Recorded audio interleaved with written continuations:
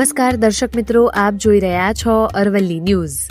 મોડાસાના કરોડોના ખર્ચે બનેલું આધુનિક અને આઇકોનિક બસ પોર્ટમાં મુસાફરો માટે આપતી બસ રિઝર્વેશન સુવિધા વધુ મુશ્કેલીનું કેન્દ્ર બનતું હોવાનું સામે આવ્યું છે।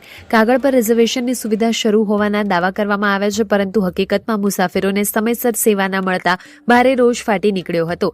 રિઝર્વેશન માટે ખાસ બારી અને અલગ વ્યવસ્થા ઊભી કરવામાં આવી હોવા છતાં સ્થળ પર ક્લોઝના બોર્ડ અને ખાલી ખુરશીઓ જ જોવા મળતી હતી। સૌથી ચોંકાવનારી બાબત એ છે કે રિઝર્વેશન સમય સવારે 9 થી સાંજે 5 વાગ્યા સુધીનો હોવા છતાં જવાબદાર કર્મચારીઓ સમયસર ફરજ પર નજરે પડ્યા નહોતા।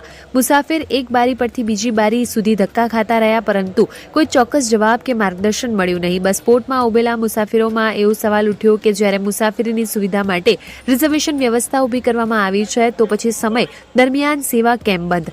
આઇકોનિક બસ પોર્ટની ભવ્યતા વચ્ચે મુસાફિરોની હાલાકી હવે એસટી વિભાગની કામગીરી સામે ગંભીર પ્રશ્નો ઊભા કરી રહી છે। મુસાફિરોમાં માંગ ઉઠી છે કે માત્ર દેખાવ પૂરતી વ્યવસ્થા નહીં, પરંતુ જવાબદાર અધિકારીઓ દ્વારા કડક દેખરેખ રાખી સમયસર કર્મચારીઓ હાજર રહે અને મુસાફિરોને રિઝર્વેશન માટે યોગ્ય સેવા મળે તેની તાત્કાલિક વ્યવસ્થા કરવામાં આવે। વૈભવ રાઠોડ, અરવલ્લી ન્યૂઝ, મોડાસા। મારું નામ પટેલ અલ્પેશ કુમાર ચિમનભાઈ, હું ગળવાના વતની છું। મારે મોડાસાથી સુરત જવાનું હતું, તો ઓનલાઈન કરવાની હતી। હું 8 વાગે આવ્યો, 8 વાગે આવ્યા પછી જવાબ મળ્યો મને કે તમે 9 વાગે આવો, 9 વાગે ચાલુ થશે।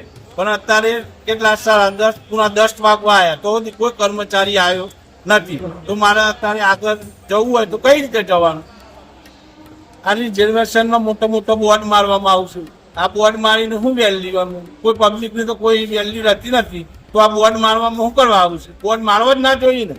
તો આ આમ તો મોટી વાતો કરે છે કે અમે ઓનલાઈન કરીએ, કમ્પ્લીટ સુવિધા મળે છે। કોઈ સુવિધા શની મળે છે બસ સ્ટેન્ડમાં?